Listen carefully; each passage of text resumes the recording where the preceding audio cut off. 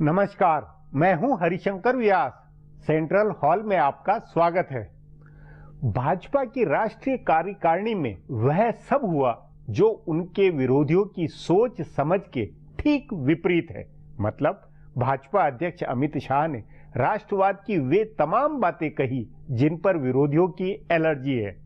विरोधी जेएनयू की Kanhaiya and party को हीरो मान रहे हैं। ये भारत माता की जय के नारे के विवाद को भाजपा के खिलाफ जाता मानते हैं। उत्तराखंड की राजनीति से भाजपा की बदनामी हुई मानते हैं, मगर ऐसा भाजपा नहीं मानती। तभी इन बातों पर भाजपा की राष्ट्रीय कार्यकारिणी की बैठक रक्षात्मक नहीं दिखलाई दी। यही पते की बात है। भाजपा अध्यक्ष अमित शाह हो या प्रधानमंत्री नरेंद्र मोदी, ये सभी विरोधी हल्ले से बेफिक्र है। कार्यकारिणी की बैठक का लबोलुआब राष्ट्रवाद, भारत माता की जय पर राजनीति का केंद्रित होना है। भाजपा को कन्हैया, ओवैसी, केजरीवाल, राहुल गांधी की राजनीति में अपना एजेंडा पकता हुआ दिख रहा है। पहले आरएसएस की नागौर बैठक और अब दिल्ली में भाजपा की कार्यकारिणी की बैठक का निष्कर्ष विरोधियों को उन्हीं के एजेंडे में घुसकर उस पर वार करना है। इससे अपने आप उत्तर प्रदेश में भाजपा की चुनावी जमीन बनेगी। दोनों बैठकों में नेतृत्व न घबराया हुआ दिखा और न अपने एजेंडे को लेकर कंफ्यूजन में था।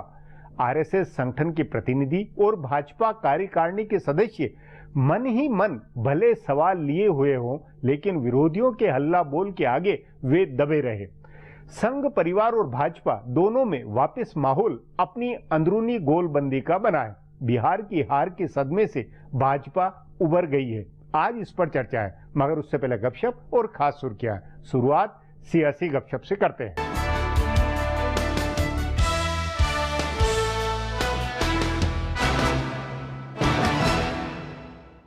भारतीय जनता पार्टी उत्तर प्रदेश में किसी को मुख्यमंत्री पद का दावेदार पेश कर जोखिम नहीं लेना चाहती है। बिहार की तरह उत्तर प्रदेश भी जातियों में बटा हुआ राज्य है और अलग अलग जातियों में पार्टियों का अपना कोर वोट बैंक है। ऐसे में सीएम का दावेदार पेश करने पर जातीय आधार पर विभाजन का खतरा होगा। ऐसे में पार्टी के बड़े नेताओं को लग रहा है कि राष्ट्रवाद के नाम पर ध्रुवीकरण की कोशिश कामयाब नहीं होगी। तभी कहा जा रहा है कि पार्टी कोई एक चेहरा पेश करने की बजाय त्रिमूर्ति को पेश कर सकती है। प्रधानमंत्री नरेंद्र मोदी और राष्ट्रीय अध्यक्ष अमित शाह के साथ केंद्रीय गृह मंत्री और उत्तर प्रदेश के पूर्व मुख्यमंत्री राजनाथ सिंह का चेहरा पेश किया जा सकता है। पार्टी के जानकार सूत्रों का कहना है कि राजनाथ सिंह प्रदेश में प्रचार की कमान संभाल सकते हैं और पार्टी उनके चेहरे पर दांव लगा सकती है। पार्टी के सभी नेता और संघ के पदाधिकारी भी मान रहे हैं कि राजनाथ सिंह अकेले नेता हैं जिनकी पूरे प्रदेश में पकड़ है और सभी जातियों के लोगों तक उनकी पहुँच है। उनके अलावा पूरे उत्तर प्रदेश में पहचान रखने वाला और सभी जातियों व वर्गों के बीच पकड़ वाला कोई और नेता नहीं है। हालांकि वे प्रदेश की राजनीति में लौटने के इच्छुक नहीं हैं, इसलिए उनको सीएम दावेदार की बजाय उसी तरह प्रोजेक्ट किया जाएगा जिस तरह बिहार में मोदी और शाह को किया गया था, यानी भाजपा की प्रचार सामग्री उनकी तस्वीरों से भरी होगी।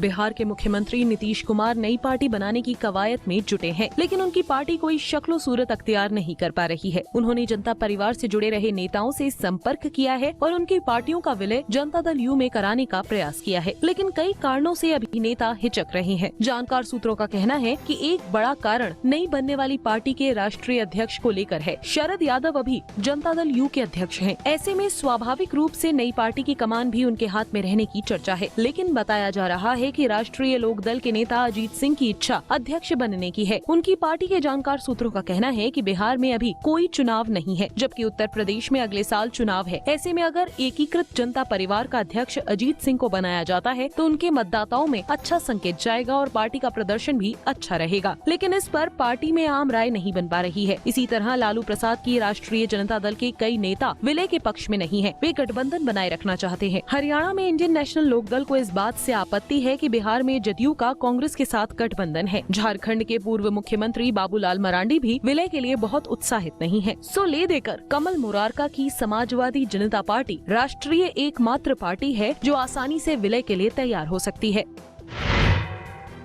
2 महीने बाद केंद्र की नरेंद्र मोदी सरकार के 2 साल पूरे होने वाले हैं, लेकिन अभी से दूसरी सालगिरह की तैयारियां शुरू हो गई हैं। सरकार के 2 साल पूरे करने के मौके पर प्रचार की बड़ी योजना बन रही है। बताया जा रहा है कि सूचना व प्रसारण मंत्रालय में करीब 10 दिन पहले एक अहम बैठक हुई थी, जिसमें सरकार की उपलब्धियों के प्रचार की योजना पर चर्चा हुई। सभी मंत्रालयों से पिछले 2 साल के कामकाज का ब्यौरा देने को कहा गया है। प्रधानमंत्री नरेंद्र मोदी ने खुद अपने सभी सांसदों से कहा है कि वे सरकार की उपलब्धियों का प्रचार करें। इसके लिए भी जरूरी सामग्री जुटाई जा रही है। अलग अलग मंत्रालयों ने 2 साल में क्या फैसले किए हैं और उन पर कितना अमल हुआ है, इसका ब्यौरा तैयार किया जा रहा है। सरकार विज्ञापनों के जरिए तो इनका प्रचार करेगी ही, साथ ही पार्टी के सांसद और मंत्री लोगों के बीच जाकर इसका प्रचार करेंगे। बजट सत्र के 2 चरणों के बीच हुई छुट्टी में पार्टी सांसद लोगों को बीच बजट के प्रावधानों और सरकार की उपलब्धियों के बारे में बताएंगे। मंत्रालयों के कामकाज के अलावा एक अलग ब्यौरा प्रधानमंत्री की महत्वाकांक्षी योजनाओं का जारी किया जाएगा। जन धन योजना से लेकर मुद्रा banking, make in India, startup India, राष्ट्रीय स्वच्छता मिशन, बेटी बचाओ बेटी पढ़ाओ योजना, नमामि गंगे, स्मार्ट सिटी आदि के कामकाज का ब्यौरा अलग से दिया जाएगा। अगले 2 महीने में प्रधानमंत्री मोदी भी कई कार्यक्रमों में हिस्सा लेंगे, जिनमें वे अपनी सरकार की 2 साल की उपलब्धियों का ब्यौरा देंगे। अब आज की सुर्खियां ये लीक से कुछ हटकर है और इनसे देश की दशा दिशा को बूझ सकेंगे।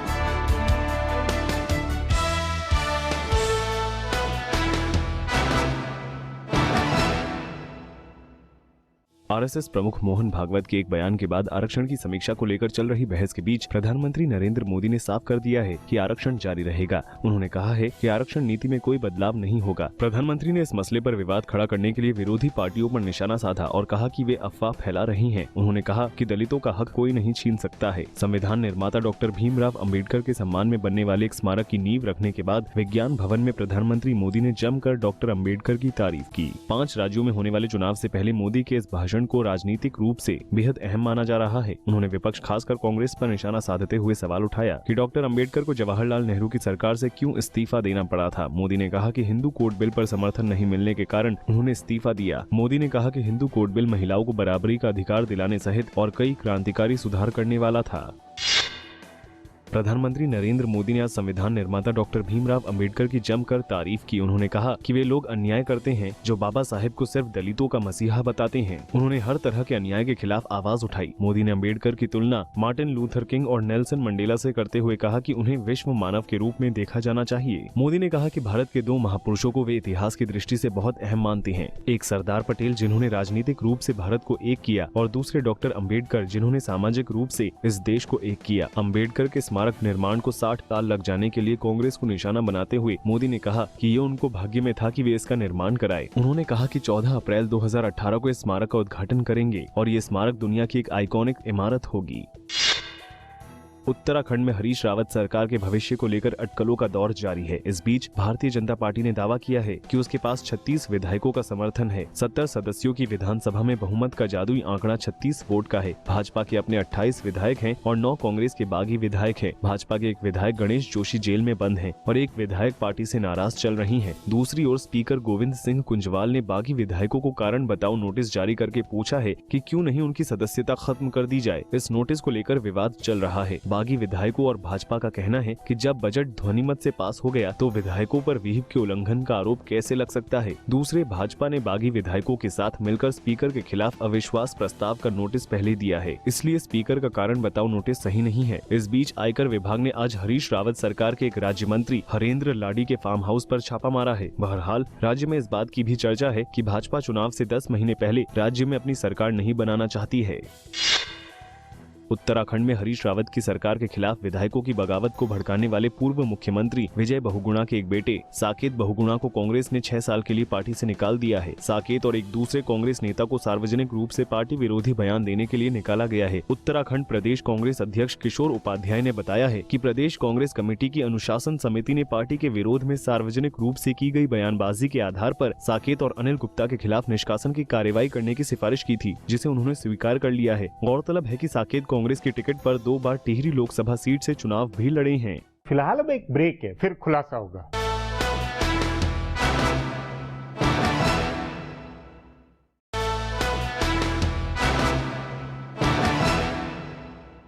भाजपा में माना जा रहा है कि राष्ट्रवाद, हिंदुत्व, राम मंदिर जैसे मुद्दों को फिर उभारने का वक्त है।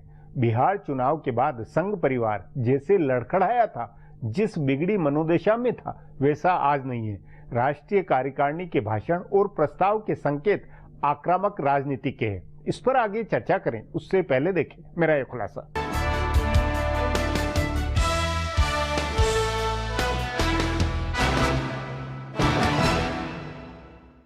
यह पता लगाना मुश्किल है कि किसी डिजाइन के तहत राष्ट्रवाद का मुद्दा भारत की राजनीति पर हावी हुआ है या अपने आप भाजपा के भाग्य में छीका टूटा है। लेकिन भाजपा की राष्ट्रीय कार्यकारिणी के बाद इतना तय हो गया है कि यह पार्टी का नया राजनीतिक एजेंडा है। भाजपा के सभी आला नेताओं ने राष्ट्रवाद के मुद्दे पर आक्रामक रहने का संदेश दिया। प्रधानमंत्री नरेंद्र मोदी ने अपने समापन भाषण में 2 टूक अंदाज में कहा कि राष्ट्रवाद उनकी ताकत है। यही बात राष्ट्रीय अध्यक्ष अमित शाह ने कही है और बैठक के बारे में जानकारी देते हुए बाद में अरुण जेटली ने कहा है कि राष्ट्रवाद और बोलने की आजादी साथ साथ चल सकते हैं। यानी सरकार और भाजपा किसी कीमत पर राष्ट्रवाद के मुद्दे पर रक्षात्मक नहीं होंगे। सरकार और खासकर मानव संसाधन विकास मंत्रालय ने बहुत साफ संकेत दिया है कि राष्ट्रवाद के प्रतीकों का देश के सभी विश्वविद्यालयों, कॉलेजों और स्कूलों में सम्मान होना चाहिए। तिरंगा फहराने का आदेश इस एजेंडे का एक पहलू है। विश्वविद्यालय परिसरों में भारत विरोधी गतिविधियों पर सख्त रुख अपनाने का संकेत भी सरकार की ओर से दिया जा चुका है। दूसरी ओर संघ के छात्र संगठन अखिल भारतीय विद्यार्थी परिषद के छात्रों की सक्रियता भी बढ़ी है और वे राष्ट्रवाद के मुद्दे पर आक्रामक तेवर लिए रहेंगे। भाजपा और संघ के आला नेताओं को इसका अंदाजा है कि विपक्ष उनके इस एजेंडे का विरोध करेगा और मीडिया का एक बड़ा समूह भी इस पर सेक्युलर लाइन लिए रहेगा। लेकिन भाजपा ने अपने नेताओं को इस मुद्दे पर रक्षात्मक नहीं होने का निर्देश दिया है। उन्हें पता है कि विपक्ष जितना विरोध करेगा उतना ही यह मुद्दा हाईलाइट होगा। भाजपा नेताओं को उम्मीद है कि इसका राजनीतिक फायदा पार्टी को होगा। अभी जिन 5 राज्यों में चुनाव होने वाले हैं, वहाँ शायद भाजपा इसका फायदा नहीं ले पाए, क्योंकि इन राज्यों में उसका संगठन मजबूत नहीं है। लेकिन अगले साल होने वाले उत्तर प्रदेश विधानसभा चुनाव के लिहाज से यह पार्टी का बड़ा दांव हो सकता है। वैसे भी उत्तर प्रदेश दूसरे राज्यों के मुकाबले ध्रुवीकरण वाले मुद्दों पर ज्यादा संवेदनशील राज्य रहा है। असल में दिल्ली और उसके बाद बिहार में हुए विधानसभा चुनाव से भाजपा और आरएसएस दोनों ने बड़ा सबक लिया है। उन्हें लग रहा है कि अगर जातीय आधार पर वोटों का बंटवारा होता रहा तो भाजपा के लिए चुनाव जीतना मुश्किल होगा, क्योंकि जातियों के कोर वोट के साथ अल्पसंख्यक वोट मिलकर क्षेत्रीय पार्टियों की जीत सुनिश्चित करते हैं। तभी उनकी कोशिश जाति या क्षेत्र के नाम पर गोलबंदी रोकने की है। यह काम राष्ट्रवाद के एजेंडे से ही संभव है। तभी भारत माता की जय बोलने और तिरंगा फहराने को राजनीतिक विमर्श में शामिल किया गया है। अब यह देखना दिलचस्प होगा कि विपक्ष इस एजेंडे पर कैसे प्रतिक्रिया देता है। अगर उसकी प्रतिक्रिया वैसी ही होती है जैसी अभी है तो यह भाजपा के लिए फायदेमंद होगा। लेकिन अगर वह राष्ट्रवाद की बहस छोड़कर विकास और दूसरे बुनियादी मुद्दे उठाता है तो सरकार घिरेगी। महंगाई से लेकर लघु बजट पर ब्याज दरों में कटौती जैसे अनेक मुद्दे हैं जिन पर सरकार असहज हो सकती है। बहरहाल ऐसा लग रहा है कि पहले 2 साल विपक्ष और राहुल गांधी ने गांव, गरीब, जमीन और सूट-बूट की सरकार बताकर एजेंडा सेट किया, तो अब सरकार और भाजपा अपने मन माफिक एजेंडा सेट कर रहे हैं।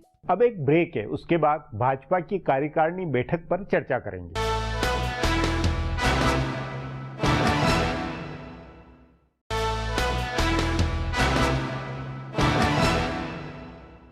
अमित शाह ने राष्ट्रीय कार्यकारिणी की बैठक में कहा है कि व्यक्ति, सरकार और पार्टी की आलोचना का हम सम्मान करते हैं, लेकिन देश विरोधी बातों को बर्दाश्त नहीं करेंगे। इसी के साथ उन्होंने जेएनयू की घटना पर राहुल गांधी और विपक्ष के व्यवहार को गैर जिम्मेदार न बताया। इसके कई अर्थ हैं। इस पर चर्चा के लिए आज मेरे साथ वरिष्ठ पत्रकार विनीत नारायण हैं।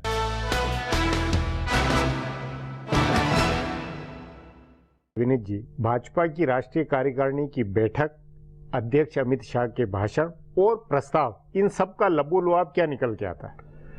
देखिए, बिहार के चुनाव में जैसे औंधे मुंह गिरी थी भाजपा, उससे पहले दिल्ली और जगह तो बड़ी हताशा हो गई थी। ये लगा था कि अब मोदी जी का जादू चला गया और अब तो बड़ा मुश्किल होगा फिर से मतदाता का इमेजिनेशन कैप्चर करना। लेकिन पिछले जो कुछ महीनों से माहौल बना, पहले तो असहिष्णुता वाले पर डिबेट चली, फिर वो गौ हत्या वाला चला, और ये जेएनयू का विवाद जिस तरह मीडिया में छाया रहा, सोशल मीडिया में, पॉलिटिकल डिस्कोर्स में, पब्लिक में, सब जगह, इससे भाजपा बड़ी बम है। और भाजपा इस कार्यकारिणी में भी उसका रिफ्लेक्शन दिखा कि सारे मुद्दों को छोड़कर सारा फोकस अब राष्ट्रवाद के ऊपर लेके आ गए। ऐसा लग रहा है भाजपा को, या मैं कहूँ संघ को भी, कि शायद राष्ट्रवाद के मुद्दे पर वैतरणी पार हो जाएगी। चाहे वो असम का चुनाव हो, चाहे बंगाल का हो, चाहे पांडिचेरी, तमिलनाडु और आगे यूपी, वो उनको लगता है कि राष्ट्रवाद। लेकिन नहीं, लेकिन ये अगर है तो क्या? क्योंकि लोकसभा चुनाव से पहले भी जब अभियान शुरू किया तो नरेंद्र मोदी ने कहा था कि मैं हिंदू राष्ट्रवादी हूं, तो हिंदू राष्ट्रवादी वाली जो एक उस समय का माहौल था वही रणनीति पे वापस आ गई है। इसका मतलब अच्छे दिन, विकास और ये मामले अब एक तरफ है, मतलब खत्म नहीं लेकिन एक तरफ है। बिल्कुल ठीक कह रहे हैं आप। इसमें एक बात बड़ी जरूरी है कि जब मोदी जी ने बात कही थी राष्ट्रवाद की और मोदी जी का कैंपेन चला था नरेंद्र मोदी का, तो उनकी जो छवि थी विकास पुरुष की या ईमानदारी की, उस छवि को बहुत अच्छी तरह मार्केट करके लोगों तक पहुंचा दिया गया। लेकिन पिछले 2 साल में ऐसा कोई प्रयास नहीं किया गया कि जिससे राजनीतिक लोगों की, जो भाजपा के भी नेता हैं, अन्य पार्टियों के, उनकी छवि सुधारने की तरफ कोई काम होता। और देखिए, जब आप राष्ट्रवाद की बात करते हैं तो एक आम नागरिक 2 तरह से सोचता है।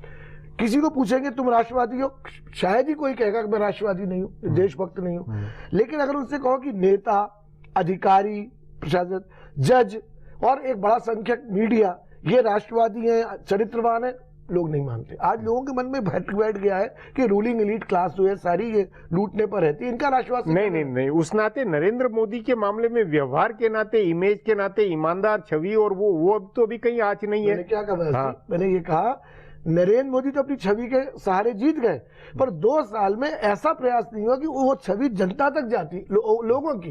अभी ताजा उदाहरण असम का लीजिए। असम में पूरा भाजपा का माहौल था अभी थोड़े दिन पहले तक। कांग्रेस के खिलाफ, उसके शासन के खिलाफ बड़ा विरोध था, लेकिन कांग्रेस के भ्रष्ट एमएलए कांग्रेस छोड़कर भाजपा में शामिल हो गए।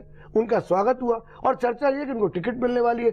इतनी सी बात से, मेरी बात हुई आसाम में, इतनी सी बात से लोगों में बहुत नाराजगी है। मतलब ये कि राष्ट्रवाद के मुद्दे के ऊपर व्यवहार में भाजपा को काम करना होगा, भले वो जम्मू कश्मीर हो, भले आसाम हो, या भले जो भी, मतलब उत्तर प्रदेश। दूसरी बात, 15 लाख रुपए हर एक के खाते में आएंगे, ये बात बड़ी जोर की प्रचारित की गई और विपक्ष भी इसको बार बार दोहराता है। ये फैक्ट है व्यास जी। बंबई जैसे शहर के भी बैंकों में गरीब लोग जाके पूछते हैं कि मेरे खाते में 15 लाख कब आएंगे, तो कहते हैं जी मोदी से ले लो। अभी कोई भी, आप जानते हैं हम लोग रियलिस्टिक है ना, तो मोदी इतनी जल्दी ला सकते हैं, और ले भी आए तो पैसा तो राजकोष में जाएगा, व्यक्ति खाते। उनको इस बात को स्पष्ट कर देना चाहिए लोगों को कि हमारी पूरी कोशिश है हम काला धन लाएं और वो विकास में लगाएं और वो अप्रत्यक्ष रूप से आपके लाभ में जाए। नहीं विनीत जी, मगर हाँ। एक और बात करनी है, आम आदमी का मुद्दा, गांव का जो मतदाता होता है वो किसान, मजदूर, गांव का आदमी होता है, वहां राष्ट्रवाद की कोई बहस नहीं। वहां राष्ट्रवाद के साथ में उन्होंने फसल बीमा योजना हो, किसान को ज्यादा है, किसान के लिए तमाम तरह जो अलग अलग क्षेत्र में जो काम है वो तो अपनी हिसाब से सरकार ने, एक भाजपा ने एजेंडा बनाया हुआ। लेकिन भाजपा, क्या ये नहीं लगता है कि विपक्ष जिस बात पे तुल दे रहा, विपक्ष ने जो एजेंडा बनाया, भले वो जेएनयू का मामला हो, असहिष्णुता हो, कन्हैया हो, उसी के अंदर घुसकर भाजपा रणनीति बना रही है। उसी के बात पर विपक्ष के मामले को ही लपक कर भाजपा अपना माहौल बना रही, विपक्ष मौका दे रहा है। बिल्कुल आप ठीक बात कर रहे हैं, और विपक्ष के पास तो कोई मुद्दा है ही नहीं। विपक्ष के पास ना तो क्रेडिबिलिटी है, ना कोई ऑल्टरनेट है उनके पास। इसलिए उनके तो करना ठीक है कि वो तो अपना वो हिंदू का के ऊपर अटैक करने के लिए रहते हैं और कर रहे हैं। मगर भाजपा का जो मैसेज जाना चाहिए, वो जो डिलीवरी का मैसेज जाना चाहिए, और मैं उसमें नहीं, तो मतलब आपके अनुसार कार्यकारिणी और संघ को डिलीवरी के ऊपर ही फोकस करना चाहिए और डिलीवरी फोकस में एक बात और कहना चाहता हूं, मैं उन सेकुलरिस्टों के साथ नहीं हूं जो कहते हैं कि साहब जो भी कुछ पुराना है वो बेकार है और जो भी इंपोर्टेड है वो ठीक है। डेवलपमेंट मॉडल जो ग्राम स्वराज का गांधी जी का मॉडल था, वही हमारी वैदिक संस्कृति का ग्राम विकास का मॉडल था। बेरोजगारी का सवाल इस आधुनिक मॉडल से सॉल्व होने नहीं जा रहा है, तो उनकी बात असर्टिवली की जाए।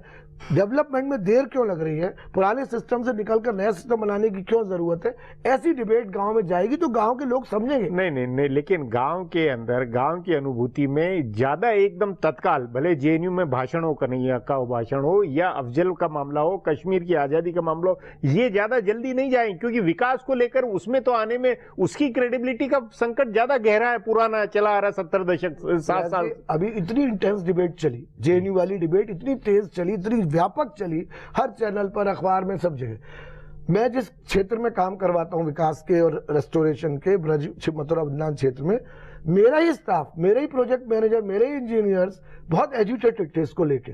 तो मुझे लगा कि इतना मतलब कस्बे तक, पर जब मैं उन लोगों के साथ गांव में जाता हूं, गांव में काम देखने, कोई चर्चा नहीं है, बिल्कुल चर्चा नहीं है।